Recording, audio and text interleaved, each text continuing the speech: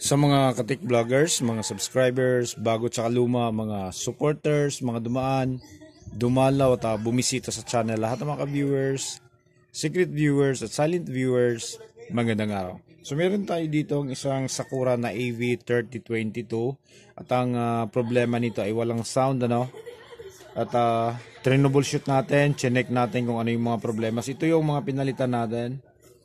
Ayan, so tatlong resistor yan. So kung makikita niyo, zoom nyo na lang, ano. Ito yung isang resistor na to. Dito naman sa kabila. Tapos instead of 1/4 watt, dahil wala tayong available, so nilagyan na lang natin siya ng 0.5. Ayan, dalawa. Tapos dito wala din tayong available, kaya nag-series tayo ng dalawang resistor. Okay, so yung pinalitan natin, bali apat na resistor lahat. Ayan yung emitter resistor na 0.25 ohms, tapos tatlong maliliit, tapos bias transistor, dalawang driver, at dalawang output transistor. So ito yung mga pinagpapalitan natin. Ayan siya. So sinama na rin natin palitan yung mga controller dahil ayan siya, grabe na yung kalawang kapag pinihit natin ay sobrang ingay na. Hindi na maganda pakinggan. Tapos nung mapalitan na natin yan, ma-check na natin. So bago tayo nagkabit ng mga transistor, check muna natin yung bias kung normal, ano. So nag-normal, tapos saka natin kinabit yung output. So normal na, meron na siyang audio dito. Pag nag-feed tayo ng signal dito sa kanyang input ay nagkakaroon na siya ng tunog. Kaso, ang problema, wala namang signal galing sa preamp papunta dito. Okay? So chinek natin na yung supply pala dito sa dalawang 4558 na IC. Ang supply kasi nito ay split 12 volts. So negative 12, positive 12, tapos ground. Hindi siya tumutunog dahil nawala yung kanyang negative 12.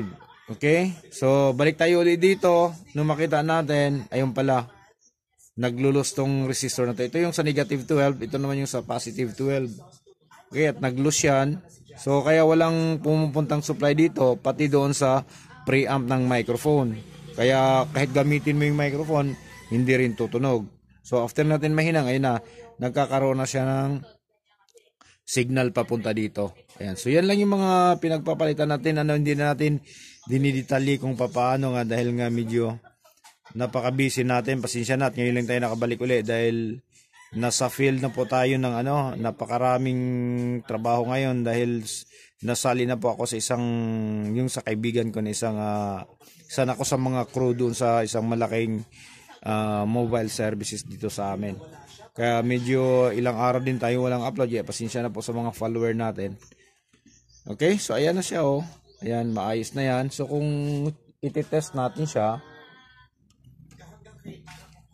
tutunog na po yan. Okay, power on natin.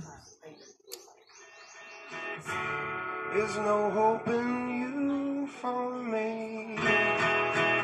Okay, so yun na. Okay na siya, tumutunog na. So pwede natin kontakin yung may-ari para makuha na yung kanyang unit. Okay, so hindi na natin ulitin ko, wala na tayong detalye. Pero kapag magtatanong naman kayo, gusto kayo meron kayong gustong itanong na gusto niyo masagot, ay nandito pa rin tayo.